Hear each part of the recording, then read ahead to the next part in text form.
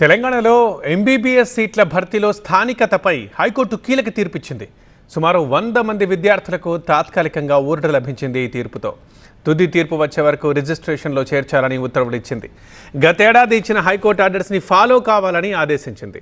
July 30తో registration ప్రక్రియ ముగియనుండడంతో కీలక ఆదేశాలు జారీ చేసింది. శాశ్వత నివాసం ఆధారంగా స్థానికత మంజూరు చేయాలంది కోర్టు. కాళోజీ వర్సిటీ కౌన్సిలింగ్ దరఖాస్తుదారుల్ని స్థానికులుగా పరిగణించాలని హైకోర్టు ఆదేశాలు ఇచ్చింది. జీవో 33 రూల్ 3లో 4 ఏళ్ల చదువు నివాస నిబంధనపై అభ్యంతరాలు వ్యక్తం చేశారు విద్యార్థులు. KNR university Kaloji Narayana Rao university issue చేసిన నోటిఫికేషన్ను సవాల్ చేస్తూ కొంతమంది స్టూడెంట్స్ హైకోర్టుని ఆశ్రయించడం జరిగింది. గౌరవ తెలంగాణ హైకోర్టు మధ్యంతరంలో ఉత్తర్వులు ఇవ్వడం జరిగింది.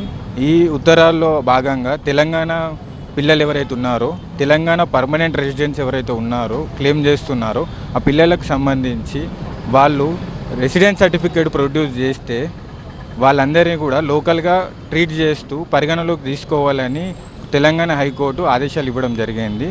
జియోఎంఎస్ 33 ద్వారా సవరణ చేసి లోకల్ క్యాండిడేట్లో కొత్తగా డెఫినేషన్ ఇవ్వడం జరిగింది.